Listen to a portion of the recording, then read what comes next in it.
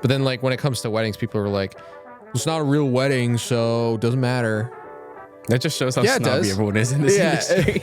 Yeah.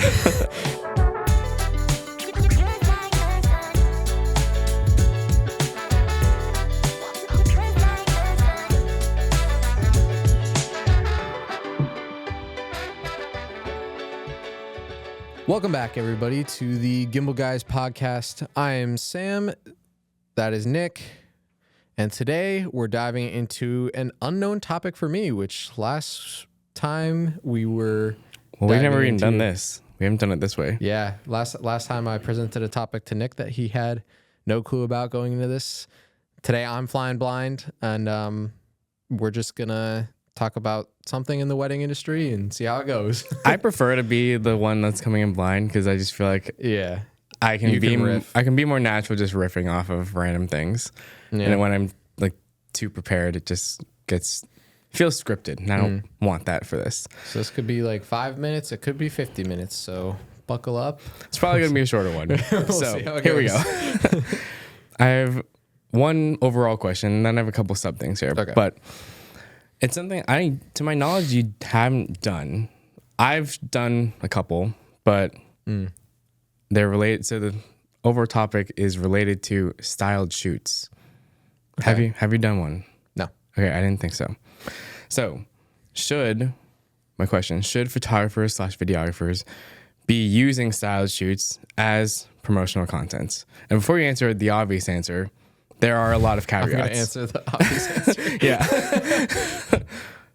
Yes, but don't say it was a real wedding. Okay. Yeah. Like 1,000%, you should be using it as promotional content if you don't have enough content from the other weddings you're shooting, which if you're like us, we shoot between 10 and 15 weddings a year. We don't take on that many. Not a lot. Yeah. Because we do commercial work 70% of the time. So in some cases, I mean, we're trying to still promote our brand year round because couples are looking for wedding videographers pretty much year round. You know, certain seasons it might be a little higher, but sometimes we need content to throw on social media to demonstrate our capabilities. And, you know, when you don't have that many weddings in a given year, sometimes your content pool dries up.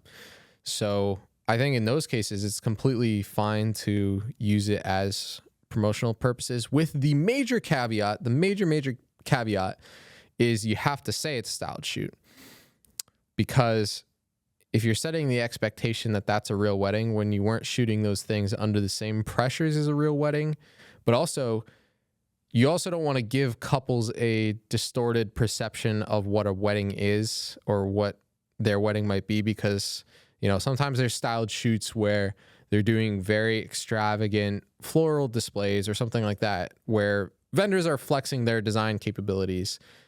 And sometimes that's going to, or I would say most of the time, it's out of a lot of people's price range, just the average Joe on social media. So you want to be careful you're not kind of like spreading misinformation of, well, this is what your wedding could look like, when in reality, it might not be everybody's fit.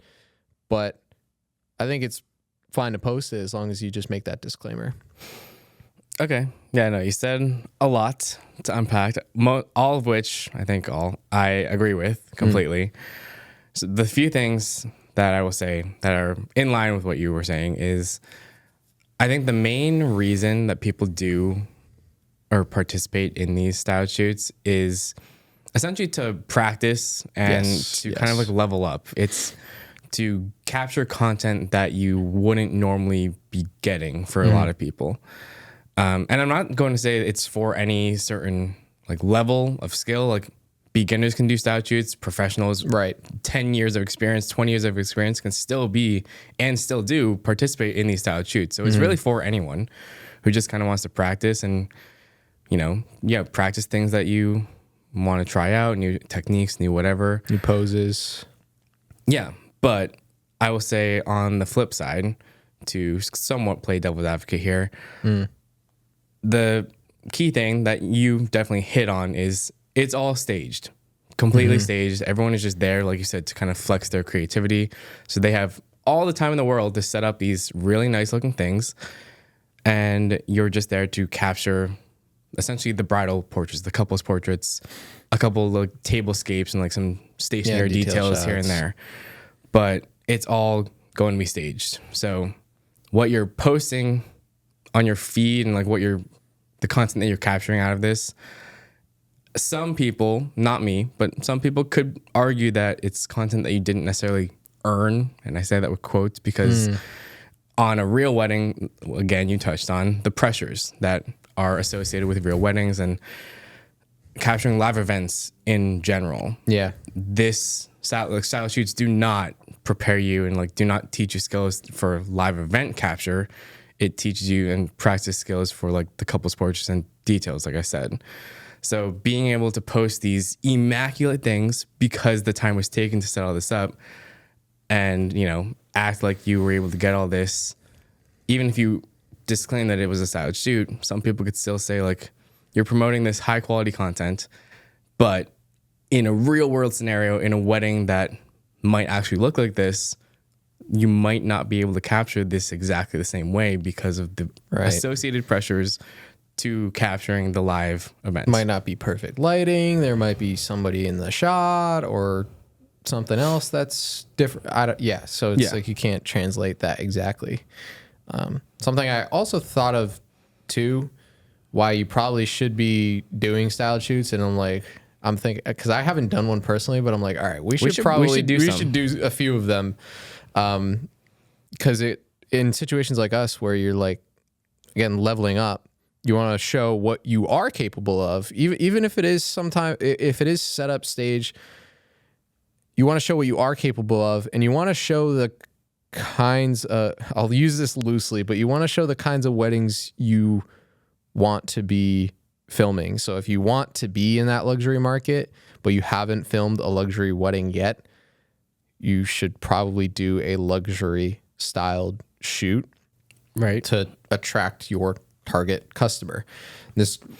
I'll use a commercial work analogy here. I mean, you're huge on spec work. I was going to touch on this, so I'm glad you did. Nick does a ton of work with food and beverage companies now, but before that, you didn't have as many incoming leads. Shot it. Yeah, I never shot in that industry before. So what Nick had to do was do fun projects out of his own pocket, shoot things on his own to show what he's capable of to these prospective customers. And that's how you get clients that way.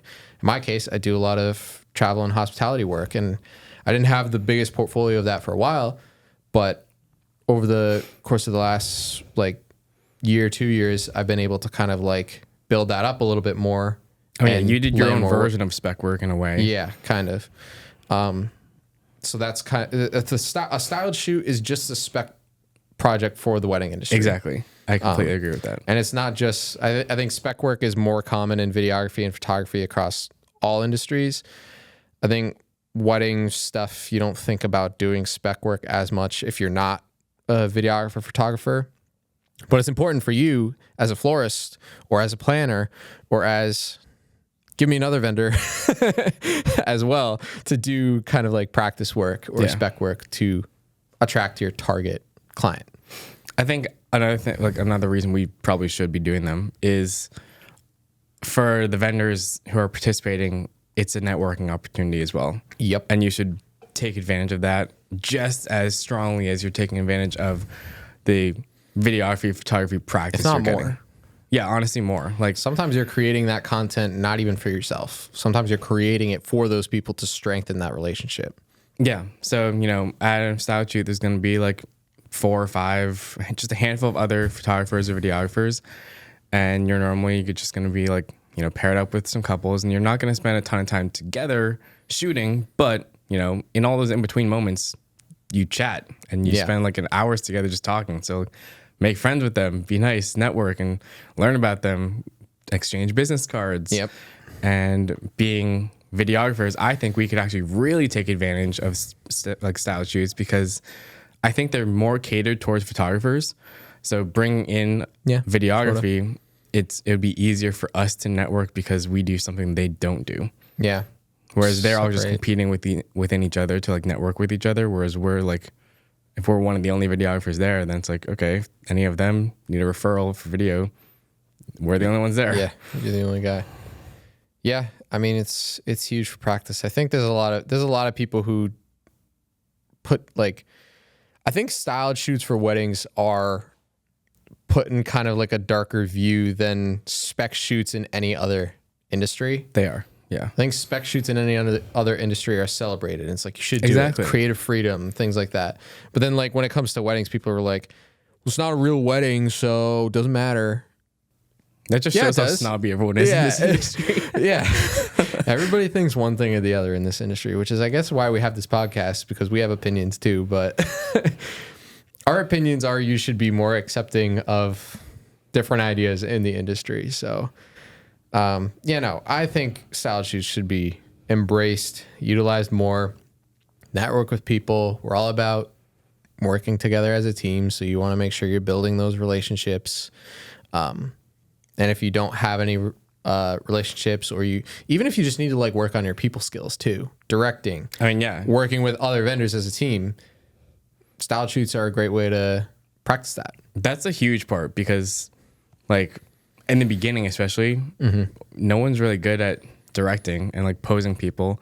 But in the style shoots, it's fully up to you. Like these people, the couples there, are literally there to do what you tell them to do. Yeah. So if you don't tell them to do something good, it's not going to look good. So you really do have to practice your directing and posing skills.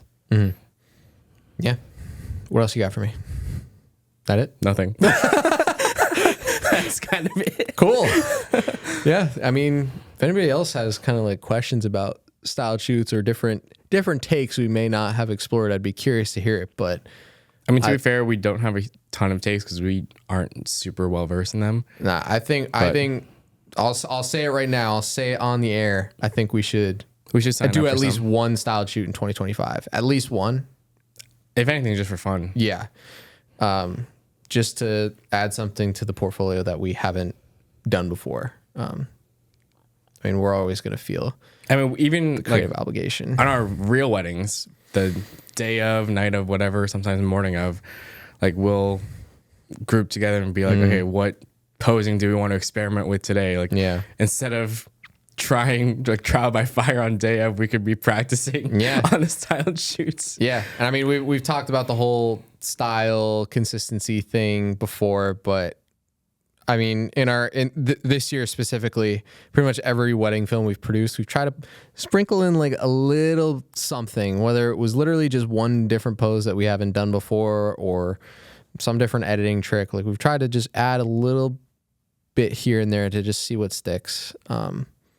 I think styled shoots will be another great way to kind of experiment with those things in a lower pressure environment. Like zero pressure environment. We're just chilling. Yeah. That's all I got. Anything else you want to talk about? No. Unless you guys don't. No, I got nothing. Cool. Well, thanks for joining us for this shorter episode today.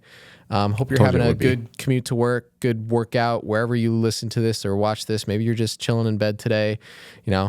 Take that day to relax. Hope you enjoyed this. But follow us on Spotify. Leave us a 5-star review. Subscribe on YouTube.